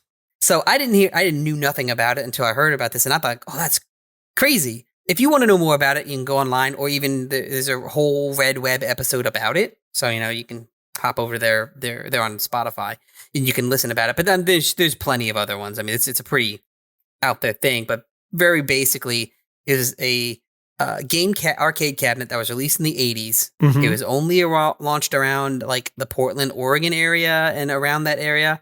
And it had like strobe light effects, which were dangerous and actually caused epileptic seizures. That was confirmed, and then was removed because of this issue. And supposedly it's like mind altering, or it's like right. So the myth is that these effects, the whole game was intended to do that. That the government wanted to test effects on children, right? Through games, and there was plenty of stories about like mysterious men in black coming in to check on these cabinets in these game arcades, and they only ever went to this one. Or there was, some that said like they took it away and that kind of thing. So yep. That's one of those. There's no like real definitive, but yes, the Polybius cabinet was a thing. It confirmed it was a legitimate thing, but the myth is the stuff behind it. There's a secret rumor that the government was involved. Right. And it doesn't help that the cabinet itself wasn't mass produced. So, right. If there were only ever 3 or 2 or even just 1 made, long gone by now. So the story and the myth will live on because there's no way to disprove it. Also, there's no, as from what I was looking and what they were saying, is that there's no manufacturer that has said, yes, that was us that made the cabinet kind of thing. Like there's nowhere, no one that was in with it at the initial time, at the initial starting of it, to prove or disprove it. So it's going to stay a myth in the background for basically ever. Pretty much. Another one that I think a lot of people know about in general, but the younger culture probably knows of like the memes and jokes about, but don't really know what it's about. Okay. Is Atari's buried games. Oh, okay. Yeah. Which there's yeah. So I mean, go ahead and do your read on it. I mean, basically, it's just there's a bizarre myth that in '83, Atari buried thousands of unsold or returned copies of E.T. Extraterrestrial and Pac-Man in New Mexico. The games were bad, overproduced. They thought they were going to do really well, and they didn't. Like they made. This was at that time when there was just so many games on the Atari, and right. It was not the whole reason, but a majority of the reason for the crash is because there was an oversaturation in the market, and Atari went and had a ton of these ET cartridges made when the game was meh. For its time, it was meh. So it wasn't great, and it didn't. A big thing was it wasn't great, and it didn't actually follow any story of the movie. Like it was literally like the quintessential E.T. let's buy the rights and make something just to catch on to the movie. Yeah, and just to get that. If you, I think, watched the was it the Xbox documentary? I think Microsoft did that one. Atari Game Over. Yeah, that's it. Yeah. They go and talk to the developer of the game, and basically he had like 3 months to do it. Yeah. So that was actually the second part of this. The second part of this thing, the research I found was in 2014, they went in, Fuel Industries and Microsoft came together and they excavated the site to the theoretical site and did like this whole documentary, Atari Game Over. And they did find 1,300 cartridges at the New Mexico site in the landfill. Which is funny because this particular myth isn't really so much as a myth as it is just like this tale that has, standed the test of time. Because even back when people were like, we heard that Atari buried all these cartridges out in the New Mexico desert. When Atari was, broken up and sold off multiple times, people had found documents in like, receipts and everything, basically saying as much that they took dump trucks out there and dumped trash. And in that trash was this many items and this thing, an itinerary basically saying of what they've dumped. And yeah, ET cartridges were out there. It's just that nobody bothered to go out there and actually dig them up. And then, to help promote, I forget what Microsoft was promoting, but they decided to go ahead and do this documentary on it. And, it's a neat documentary. And you get to see all the people go out there and dig up the spot where they dump the cartridges, and as expected, there's a ton of boxes and cartridges. Yep. So, and I think the biggest reason for that is because it happened around in 1983, and it didn't effectively be confirmed in 2014. Yeah, yes, there was, like you were saying, there was itineraries and invoices and stuff like that proved it, but no one actually, like I said, no one actually went out and did it to confirm it. So, I mean, a long time was essentially a myth. The other one, this one is more, has nothing to do with the newer age. And a lot of younger kids probably have no idea where this comes from, but I put it on here because it's like, hey, we do stupid stuff now. This is the same kind of stuff. It hasn't changed. We've always done stupid things, right? And that's yes. And that's one of those, like, as a kid, it's, hey, your mom and dad, they also did dumb things. So, fixing a CD with banana or toothpaste. Okay. I have not heard the banana, but toothpaste I have. Yeah. So the banana one I hadn't heard of, and that was one of apparently a very large section of people really believe that if you wipe the banana on a scratched disc, it would cure it. It would fill in. They said it would fill in the holes and would dry, clear. So basically, that is not true. Yeah, they're basically thinking the banana is going to end up being a wax. Like a wax, exactly. And apparently there's also ones that like you can solve it with peanut butter, like you would with like an abrasive for a scratch for a car on a clear coat. Now the toothpaste.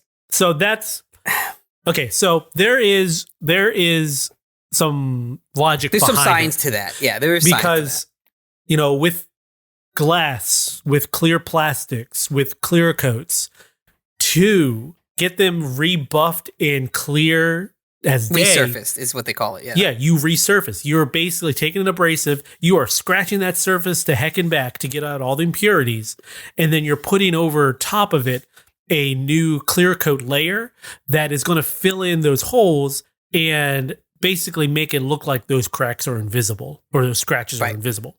So the logic is there behind the CD portion because it's plastic. So it's a clear plastic, and the actual layer that's underneath is what's being written to. So the thought process is you scratch it all up to get rid of all the scratches, impurities, and then you go back over it with some sort of lubricant, some sort of wax, and it'll, again, fill in those pieces of plastic scratches, make it look clear, and the laser won't bounce off in multiple directions, causing your disc to have a read error. Right. If you do it right, you can save some discs that way, but it's not it is not a guaranteed method. No, and so because you can do that on your car's clear coat with toothpaste, very fine surface scratches. Yeah, a lot of people are doing that as like a life hack now for clearing up your lenses on your old plastic lenses on your cars. Yep. Yeah. And that's been that way for years. The thing and the thing people forget to do when they do that hack is put a clear coat, something over top of it that is going to, fill in all those holes. So like people will take the toothpaste or other hacks and everything and do the elbow grease and get it all cleaned off. And it's going to remove the yellow.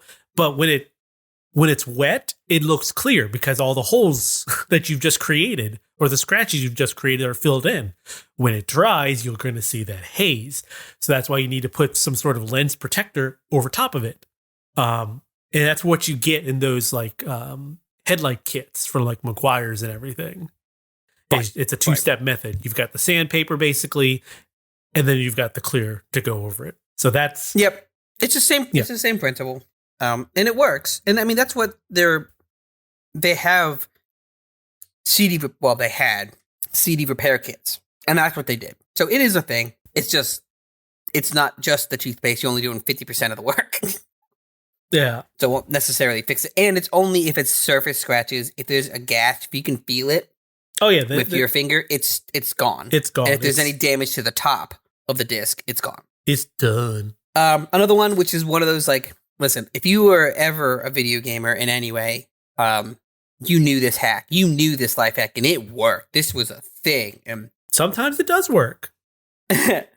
Blowing on game cartridges. It's just not good for the contact points on your cartridge. Right. Well, the whole thing is like, if there was dust, yes, a possibility, but for there to be that much dust in it, blowing it would do it. But like by just shoving it back in is what was happening. That was the reason why it worked. It wasn't because you blew on it. It was because you took it out and put it back in, and you removed the issue, the contact issue. I'm an electrical engineer, but I have like a background in PCBs and green boards and micro components. That is the case. Blowing on it might get the dust out, but you're actually more likely to have the metal contacts push the dust away and make a better contact. Yeah, and the hot air that you're blowing into the cartridge is going to cause them to get damp. And rust. Right, and that actually makes it worse. Yes. So it was a fun thing, and as a kid, that's what you thought was doing it, when in actuality, it was just the fact of putting it back in fixed it. This next one is one that I remember hearing about when I was younger, but I kind of very quickly just kind of fiddled away in my mind. Was the Sega Blast processing? Oh, blast processing. Yes. Okay. Yeah. I don't know if that's a myth as much as it's it was marketing. more of like Marketing, exactly. People believed it, and yes, at the time, the Sega was technically superior, but it wasn't the blast processing because apparently, it was coined that the trick would intermittently allow you to have more power for the hardware, which is like a blast process. Right. They were using it to help, sell the console along with Sonic because look how fast he moves. So the only way to be able to do that is with the Genesis because of its blast processing. Well, and it's funny because where it all stemmed from was a producer trying to describe it, and he called it a blast processing. He was trying to describe how the Genesis did what it did, not having any technical understanding. Yeah. So, and then Sega just rolled with it, which, hey, on Sega's part, it's a great marketing term. It's a great marketing term, exactly. It's a nice spin to it, and it sounds great, right? So that was kind of one that, like, it brought back up that memory. Another one, which I think he's even still used to today, is the Alt F4 will fix such and such on your PC. Is that a myth or is that just trolling? It's trolling, but I wanted to bring it up because it's one of those like, hey, people, newer kids nowadays, or just people nowadays talk about trolling is unreal and it was ridiculous, and everyone's got anonymity and behind the internet. Listen, guys, this has been happening since PCs were invented, and you could contact another PC without leaving your desk. Yeah. This was that. If for people that don't know, Alt F4. What is it, Ed? What does it do on your computer? It closes your window. It closes your window, right? And that is a Microsoft Windows thing. That's a hotkey. I don't know if it's on Mac. It's a hotkey. It's and probably people don't Command F4 or Command something. Right. It might be. I haven't had a Mac to know that, but it makes sense. But Alt F4 on a Windows product will close the window it is currently active. So if you're using let's say you're writing up something in Microsoft Word and you forgot to save, and someone says, "Hey, if you do Alt F4, it'll actually blah blah blah this in Word." Mm-hmm. Oh, really? And then you close out your document. And before a time where there was a, hey, did you want to save? Right? Yeah, that you would lose everything. So what happened, and happened a lot of times in World of Warcraft and these kind of massively multi online games, people would type in the chat, "How do I swap my weapon?" Someone goes, Alt F4. Oh, and great. And then they close, and then they and then they'll see, everyone on the thing would laugh because you'd see so-and-so player quit. Yeah. After, asking this question. So trolling has been around since you could talk to other people online because people are mean. It's not new. Yeah, no. But that's why I threw that in there. Just, hey, it's not new. People are mean online. Just be cautious of what you do and who you take information from. One of these things like the that we were talking about, the Bigfoot in GTA, where the developer didn't do it at first. It wasn't actually there, wasn't a thing, but then later on added it, is cow level. Oh, from Diablo. The secret cow level from Diablo, yes. It was rumored that the first Diablo, when it was launched, that there was a secret cow level. If you clicked the cows in the game repeatedly, you would end up in a secret cow level. There was no such thing in the original Diablo. That was not a thing, never programmed. Someone decided that would have been funny. However, Blizzard thought it was such a funny idea, they added it in Diablo 2. Or the general concept. They put it into Diablo 2. So in Diablo 2, there is a cow level. Yep, it's like bright and colorful and has rainbows everywhere. Yep, rainbows, and it's just ridiculous. And it's a great thing, I think, of, again, a developer listening and seeing the community. Now, this is back before a lot of Blizzard's issues is currently, obviously, and what the company used to be, but that kind of thing. The next one, which is probably more, again, is more known nowadays, is the Madden curse. Yeah, I guess that one is Again, superstition. superstition more than Yeah. myth, but yeah, it is it is interesting to see how the um not ratio, but I'm drawing a blank on what the word is, like the probabilities uh end up favoring the curse. Yeah. Because it just when basically when the Madden curse is when a player is on the Madden cover, their next year or next couple years end up being some of the worst years that they have, either stat wise, either outside of football, or just terrible in general. And by probability, that makes sense because usually when you have a really good year, then you're going to get asked to do a lot of promotional stuff, Madden cover being one of them. And sometimes you're just not as good the following year after that because of everything that is happening around you. So, Right. you know. Well, the what Madden- happens, your biggest thing is what happens is like if you, and I have like a general list from just to up to 2018. 1999 was Garrison Hurst. I don't remember directly off the top of my head, but I'm pretty sure that was like his rookie. The year before was like his rookie year. Was that the Titans guy? No, that was San Francisco. Titans was Eddie George. Oh, okay. Yeah. So the thing is, a lot of these, you got Garrison Hurst, Barry Sanders, Dorsey Levens, Eddie George, Dante Culpepper, Marshall Falk. That's from 99 to 2003. And Michael Vick to 2004. A fair amount of those guys, except for Barry Sanders, and I think Dante Culpepper, a fair amount of those were like newer players, and they were in their rookie or sophomore year. And look at just about any football player or sports player.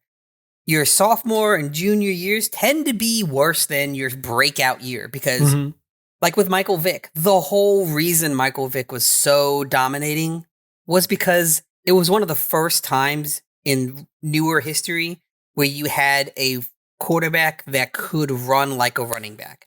And teams didn't know how to, in the current time, didn't know how to defend against that. Because at that, at those 2000 years, most of your quarterbacks threw for, yards, threw for many yards. So like they didn't know how to counteract a running quarterback, a quarterback that could run as fast or better than most running backs. So they couldn't figure it out that first year. After that first year, you've got game planners, you've got these people that do defenses that are working against him. Yep. So yeah, your next years are going to be much more difficult. And then after that was that was his own personal issue of dogfighting and stuff. Yeah. But a lot of these players were either new and their next years were not going to happen well because you can't match that first year, the rookie breakout year, or they were older and they were actually on their way out in a general sense and just had a good previous year. Yep. So it's all coincidental. Yep. That's what I'm saying. It's all, it's probability. It's all just, it's not a curse. It's just picking the right people, well, quote unquote, right. the right people. Right. And then you look at them, like some, people will say, well, what about the ones that got injured? Like Eddie George, he got injured. That's why he had a terrible next season. He's a running back and he ran with his head. It was bound to happen. What happened? He had a concussion and a neck injury that took him out the next year. I mean, you're hitting as a running back, you were hitting people consistently. Yes. The running backs had the highest rate of injuries. Because that's what they were doing. They were hitting people with the ball. So, a fair amount of them were running backs, and they got injured the next season because, your body can only take so many hits before it breaks down. Right. One of them that I guess you would have to have been alive and like present as a more political sense. Is in like the 2000s with the whole Saddam Hussein, political issues from the president of Iraq. He stockpiled PlayStation 2s and it was said that the reason he did that was to get the chips so that he could put the chips, wire them together to build a heat seek or a smart missile. Yeah, and this falls just under that same category of, there's logic behind it, but people just don't understand it. Right. Can you? Maybe. Is it fruitful to do so? No. Yeah. So you'd have better luck wiring up a bunch of PS2s to make a farm of a server or something. A server farm. Than trying to pull the chips out and make it a missile. Right. Well, and the whole thing was like, it was because the PlayStation 2 had this amazing 128-bit processor over some other thing. It was just so much more powerful, and you could certainly use a guided missile. You could, but one, you'd have to string together, like, I think on the article it specifically says 10 to 20. That's from like a ZDNet source, so like that was very specific. But you would have to string together a fair amount, and then on top of that, you would have to have software that would need to have been developed either by the chip maker or by engineers many years after the debut of the PS2 to really to have it work.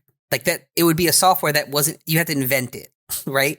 So it takes time to understand that kind of process. By that time, you may as well just use what you have instead of sourcing a bunch of PlayStation 2s to get this chip. Right. It's just not. It's not feasible. It doesn't make sense. No. One on here that I think, and I was actually a believer in it for a long while. Again, I'm also younger at the time. Is that Pong was the first game? Yeah, no, that's what's his name? The gentleman who made that tennis game on the oscilloscope. That's technically the very first video game. And then there was like I guess you can say the first released video game was something else. Yeah, so it says on my research here, the first released video game, which I guess you can consider a video game for the masses, right? It was called Computer Space. Oh, okay, Space War. It came from a game, Space War, exactly. Okay, yeah. But yeah, they oh shoot, what is that guy's name? I'm gonna have to go look this up real quick. I can picture him. The whole reason Pong became known as the first game is because Space War, Computer Space, was too difficult. Ralph Baer. Ralph Baer. There you go. I of course I wouldn't have put that name in there. Yeah, that's the gentleman who basically designed a tennis game to be played on his oscilloscope at work. Yeah.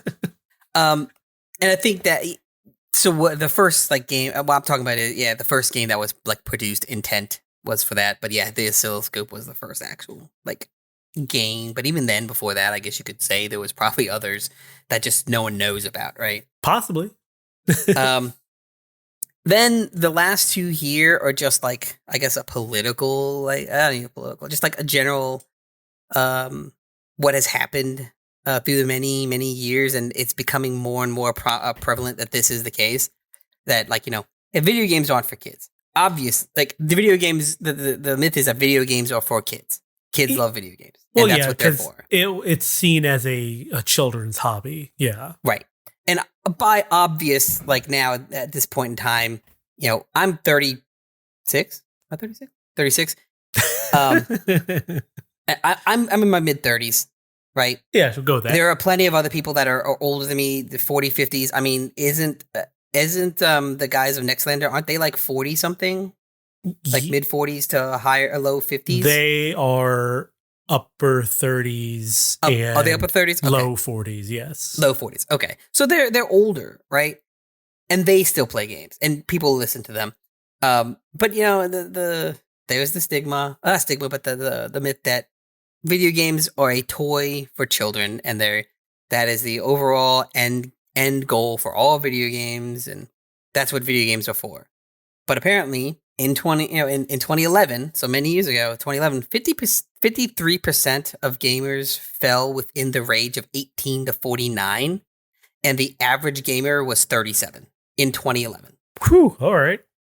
Yeah. This is a source from the ESA. Gamers 50 and older currently, also from the ESA, represent 29% of the market, and only 18% of gamers are under the age of 18. So the majority of the gaming market is now actually 30 to 50-ish. The adult world. And that makes sense, right? Whew. Because we grew up with games. Like that was our casual thing. That was our pastime. That was what we did, and that's what we used to entertain ourselves. You know, I'll bet if you go into it and look at studies or look at numbers, you could probably find the decline of theater and movie and the increase of video games are directly linked. Yeah, the things that were entertaining, or were no longer out. You weren't going out to do these things.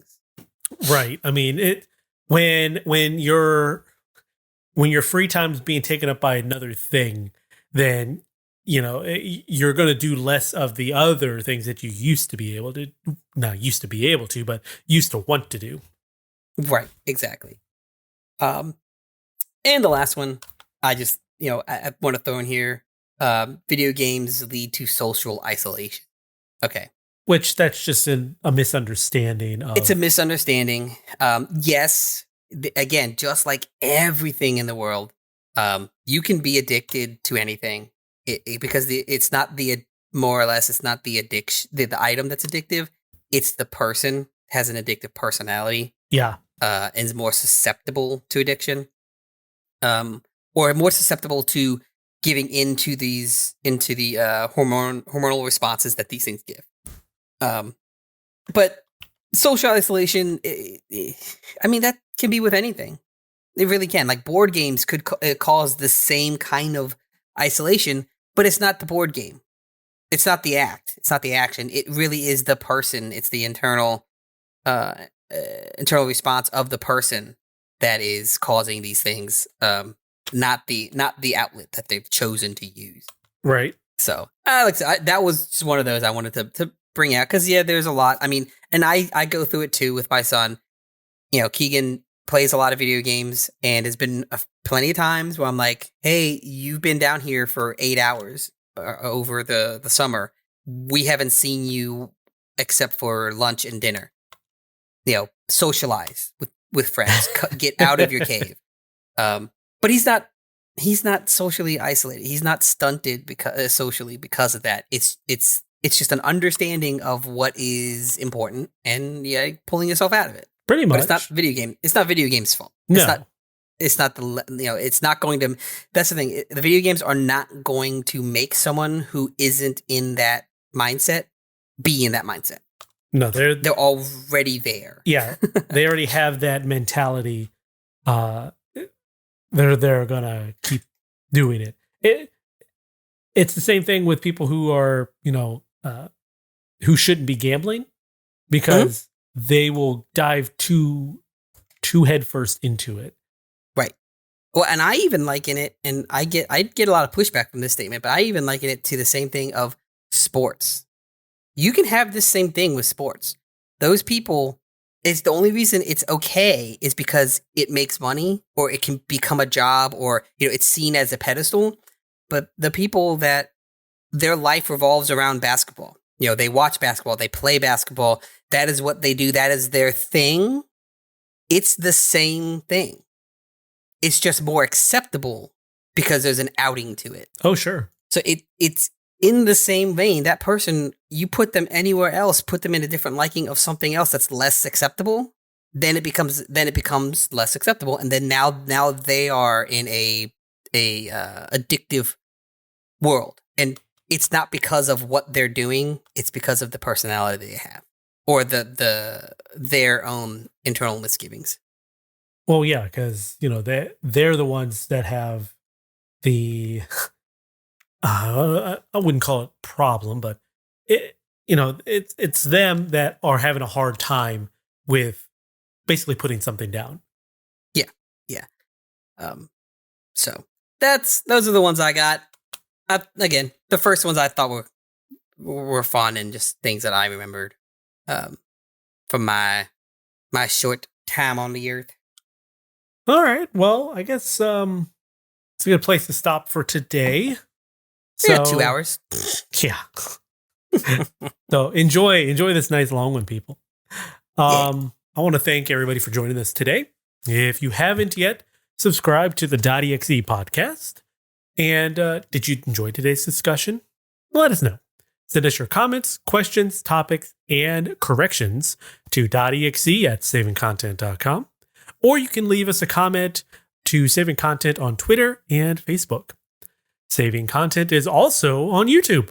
So subscribe for video previews, reviews, trailers, and original content like this podcast right here, this wonderful dotEXE podcast. Are you looking for more gaming discussion, though? Then check out the Saving Content Quick Save podcast with Evan and Scott. It's a good podcast. You guys should give it a listen. Yeah, get a catch up. Remember to also visit savingcontent.com for the latest news and reviews. We've got a bunch of stuff since the last time we've been meeting for a nice podcast. I put out a Jackbox Party Pack 9 review, which is very good. Joe's Jackbox games rarely ever disappoint. 9 is a very pretty good hard pack. hitting. Yeah. Also, I reviewed Autonauts vs. Pirate Bots.